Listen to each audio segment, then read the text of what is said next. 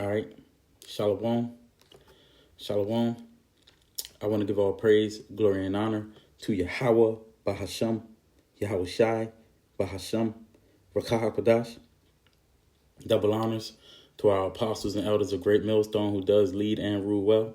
Salutations and shalom to all you hopeful elect Akim, pushing out this word in truth and in sincerity throughout the four corners of the earth. And sincere shalom also to you Akim and Akwaf that's listening and learning, preparing yourselves here in these last days. All right, and to the entire household of faith that's fighting this good fight of faith, I want to say shalom. This is your brother Quar from the DC camp. Come back at you with another S.H.I.N.E report. And I'm entitled this one, the MOTB infrastructure. In parentheses, I'm going to put RFID, 5G, and these data centers. All right, that's what you see depicted on this screen. And this, they're putting together the infrastructure that's needed to fulfill the scripture that you see on the screen that we always talk about, man, the MOTB. You know, so I'm gonna get that scripture, and then I'm going to get some of what prompted me to do this lesson. You know, in fact, this is the big conversation that's going on in social media.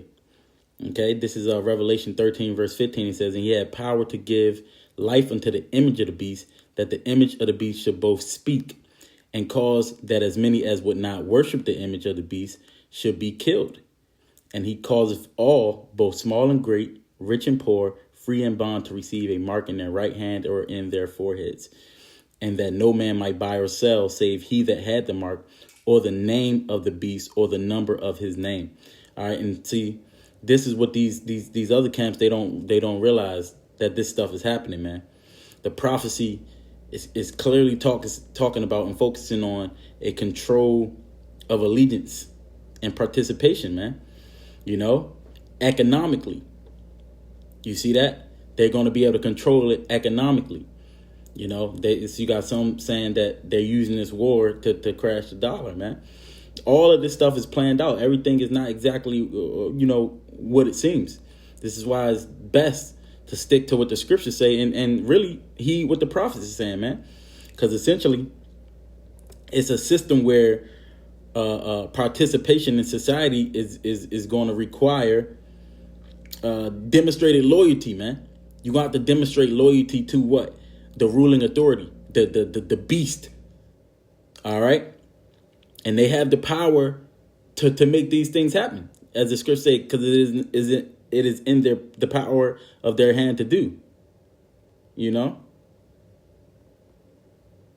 What's that? This is Micah 2, verse 1. It says, "Woe to them that devise iniquity and work evil upon their beds. When the morning is light, they practice it, because it is in the power of their hand. It is in the power of their hand." Yeah, they speak evil concerning oppression. You know, and I'm going to get some of these videos, man. See, y'all don't really think that these people are planning such a thing, you know? But I'm going to show you here how you seen that they was at one point the 5G was popping up everywhere. Well, before that, they've been phasing out cash. What you had the Mexican president, which is a so-called you-know-who, okay? The first woman and you-know-who to be a president in Mexico, talking about they going to phase out certain parts of the cash. But you seen how cash is being phased out. They start using checks. Then they start using cards. Now they're using phones. All right. So you can see what's happening here, man. Or can you? Or can't you, I should say. Then they was put a few years ago, they putting up 5G towers everywhere, man. And now they at an alarming rate is putting these data centers together. You see? Look at this.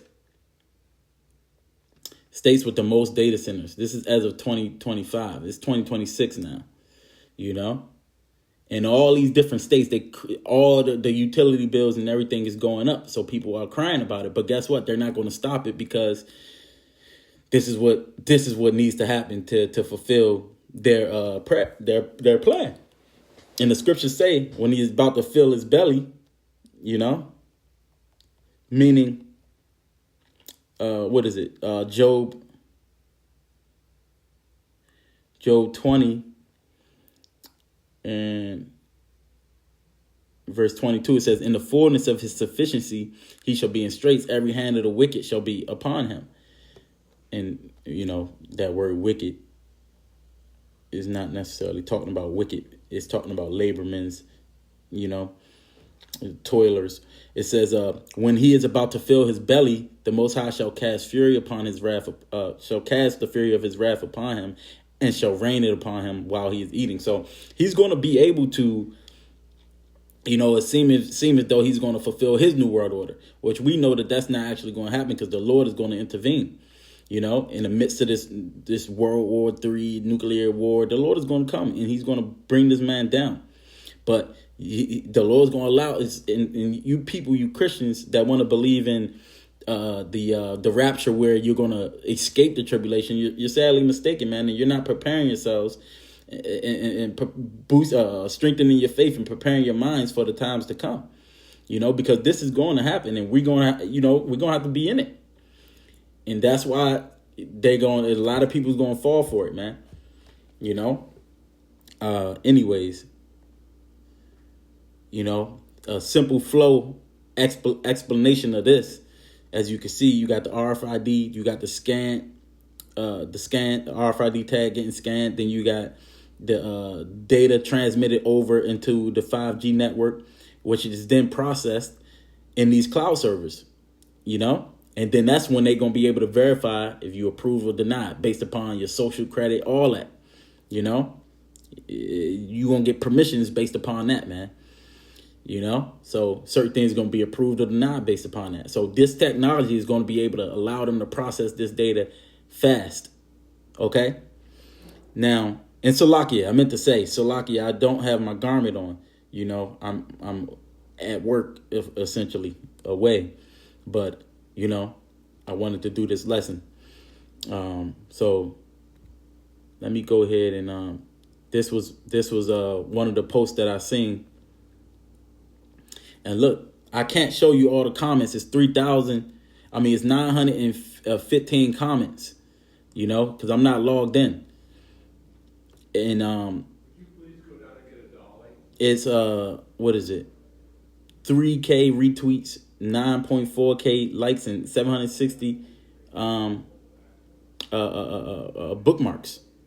And this is what he says. It says data centers are popping up faster than 5G towers did. Than 5G towers did, and people still don't know what their true purpose is. And they don't. They don't know what the true purpose is, man. But this is why I'm doing this video, man.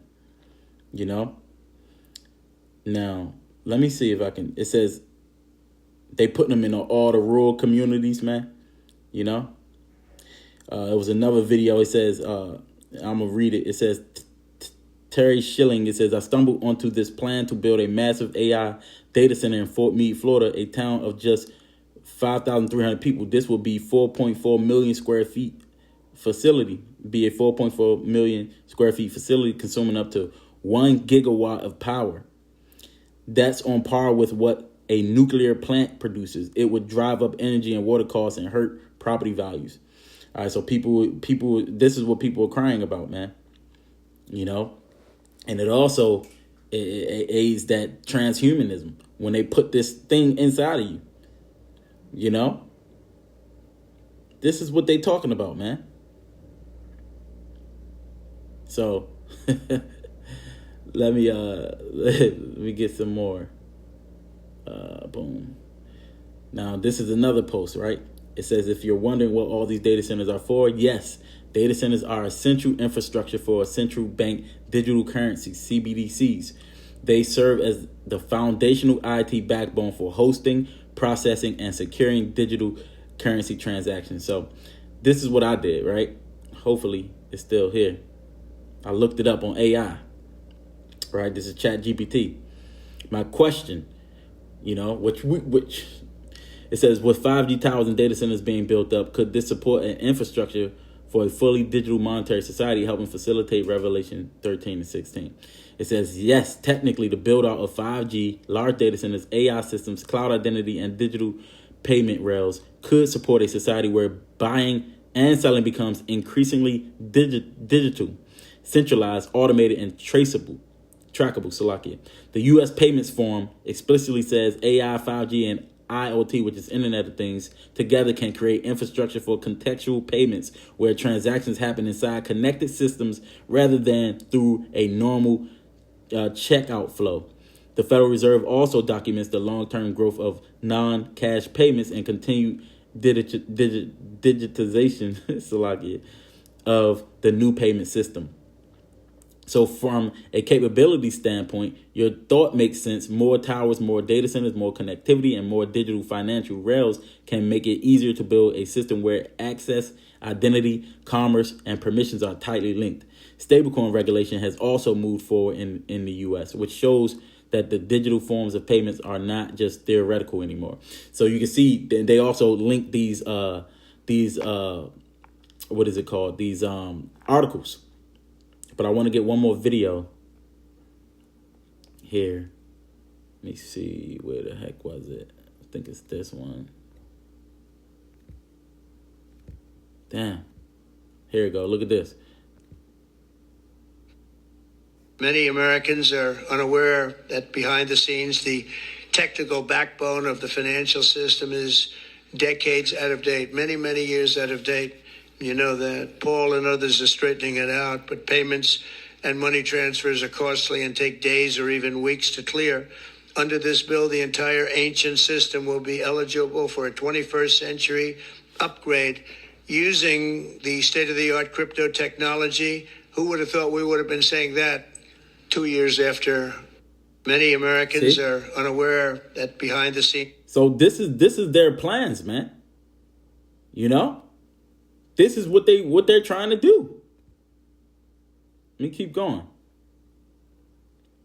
Now, you know, they're going to say, oh, this is, you know, nobody's, you know, and I pretty much said that I didn't say definitely. You know how you got to kind of force them because they trying to fight against it. And I said I ain't say definitely. I just was putting out a theory. You know, it says, so the balanced answer is yes, this infrastructure could help enable the kind of economic control a fully digital monetary system will require. Know that by itself does not prove revelation. I never said that. It shows the world is building the kind of technological backbone that could support such a system if governments, financial institutions, and regulators choose to move in that direction. And I'm showing you that that's the way that they choose to do. All right. So I had to tell this nigga that. So and then it says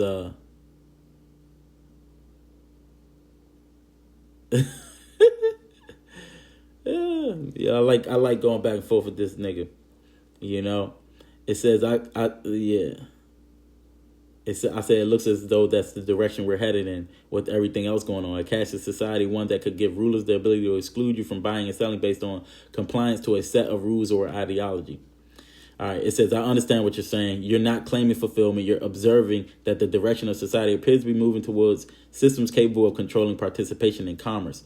From a purely practical standpoint, the trend toward digital identity, mobile payments, cloud infrastructure, and real-time data networks could create technical ability for economic access to be conditioned on compliance with certain rules.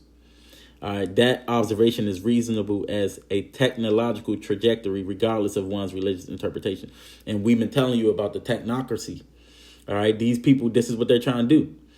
It says why people see movement toward a more digital currency, digital economy. It says decline of cash usage, which I was talking about. Many countries have seen steady growth in digital payment cards, mobile wallets, online transactions. Cash still exists, but younger consumers use mobile payments more frequently. Yeah.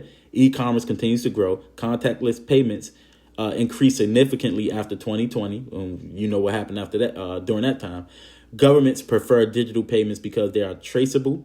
Yep. And reduce tax fraud. A cashless environment makes transactions easier to track, automate, and potentially restrict. 2, centralized digital identity systems. Many governments are developing digital ID systems and this is all happening at all levels. And brothers has been reporting on this stuff, man.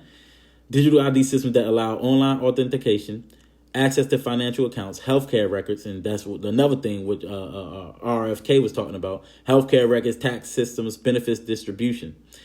If financial access becomes tied to identity verification systems, then rules or restrictions can be enforced programmatically. Yes. Programmable money and digital currency discussion. CBDC's research explores currencies that can be transferred instantly, monitored for fraud, limited to certain uses. Example, benefit cards already restrict purchase categories, audited in real time. Some policy experts view programmability as beneficial, fraud prevention, targeted stimulus, while critics worry about potential overreach or loss of financial privacy. All right, now this is what I wanted to get to. Data centers, AI, and 5G enable real-time control systems. Large-scale digital infrastructure allows real-time identity verification, fraud monitoring, behavioral analytics. See that? Automated approval or denial transactions, integrated financial systems with digital profiles. 5G simply increases speed and device connectivity, enabling more services to operate continuously online. All right, important distinction, the technology itself is neutral. It's all about who's controlling it. Convenience, fraud reduction, faster payments, blah, blah, blah. The concern you're describing relates more to how authority might choose to use these tools, not the tools themselves. And which I'm going to show you these people that's talking about your government, that's talking about how the world is going to be ran. This is what they want.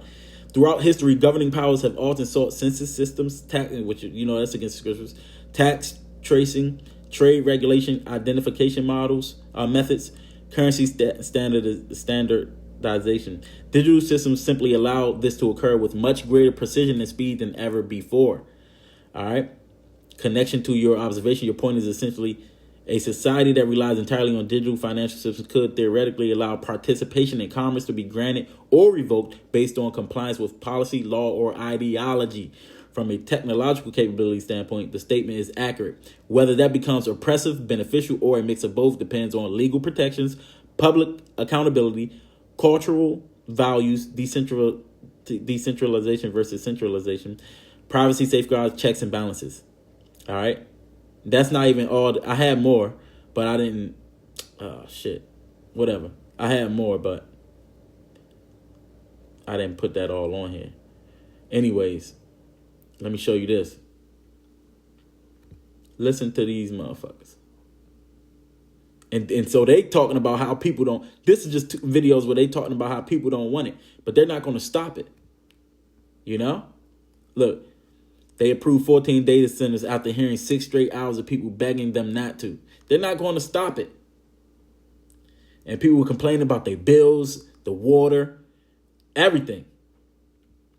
Check this out. Water, soil, and oxygen should not be infinitely accessible. They are assets that should be included in global economic balance sheets. This is what they saying. And I'm going to let this play out. When we talk about capital, we tend to think only about financial capital, about cash, financial assets, but we know that's not the only value on which our economies depend. Satan. We know that every aspect of every part of the economy is fundamentally dependent on nature, as you highlighted. The air that we breathe, the water we drink, the soil, the oceans that we need for the food that we need to consume, the minerals that we need as inputs to technology and to infrastructure. And without these forms of value, these forms of natural capital, we won't have economies. They are the fundamental building blocks of our economies. But the ways, as you said, the ways in which we have grown our economies, our models of economic development, have been incredibly successful for global prosperity. But the unintended consequences of current models of growth are simply not sustainable on a finite planet. The amount of resource that we are drawing into our economies, Earth's resources, and the amount of pollution and waste that we're pumping out, whether that's through greenhouse gas emissions, whether that's sewage into our water, whether it's plastics into the ocean, is beyond the Earth's carrying capacity. And we know that that's leading, as you said, to very significant direct impacts for society, but very significant financial costs for the economy. You can look at that as you have and calculate that at a macro level. But the way that that's showing up as we're breaching these boundaries and breaching these limits and undermining nature is showing up in very practical ways that are showing up for financial risk for institutions. Lack of water is leading to disruption of operations, of supply chains where water is needed as an essential input for manufacturing or power production. The degradation of soil is leading to reduced agricultural yields. The decline of pollinator species is also having an impact on agriculture. So that's leading to direct financial risks for organizations, for businesses, and ultimately for investors. And as you said, ultimately the reason for this, fair use, the way that decisions are made on an everyday level within businesses and financial institutions is because we're looking only at financial data, financial metrics that are not factoring in nature. Nature is treated within the economy as though it's unlimited and predominantly as though it's free. And the risks and harms are simply not costed in financial terms. We can cost them at a macro level. They're not costed into day-to-day decision making. And the result is, as a consequence, we've put all of our economies at fundamental risk. We can't do business on a dead planet. If we're going to protect natural systems, one of the solutions is to bring nature onto the balance sheet, to bring nature into the ways that decisions are made within business, to allocate a value to it and to bring it into accounting and financial mechanisms. See, they want to monetize it, man, you know? And then look what this dude says. There's going to be people of means who are going to travel. And then there's going to be people maybe who of lesser means who might actually be able to use an Oculus or a Magic Leap or some other kind of device to travel to the same place, but from their own couch. But in many ways, it's actually going to create even more distance between those two people, that psychologically, and I think that we've experienced this through social media, in many ways it's brought people closer in certain ways, but actually created this remarkable divide because it's even more visible, actually, the divide in certain ways. There's going to be... This is the World Economic Forum, man. This is what they're talking about. And again, fair use. This is, we're not making money from this. We just educational purposes only, connecting some dots. All right, let me share this joint. Hopefully it goes through. All right. So look. All right, showed that part.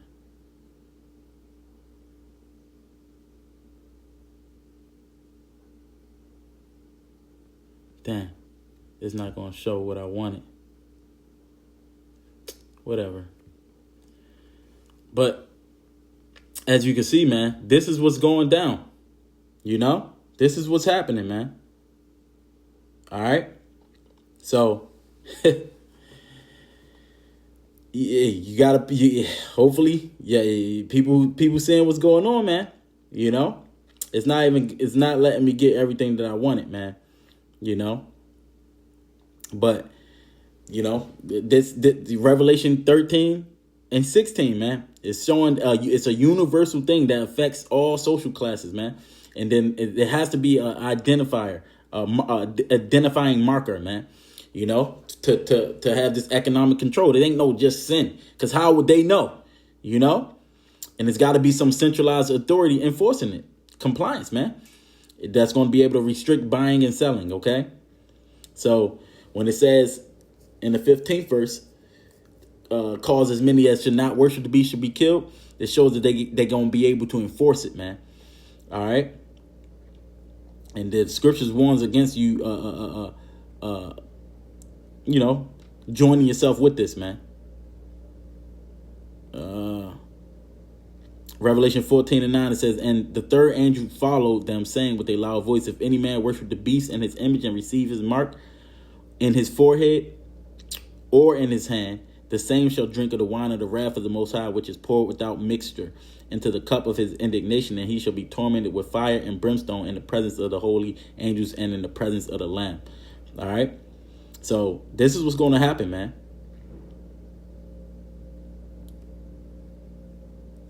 This is real, and you starting to see it. The prophecies are speaking, and it's not lying, man.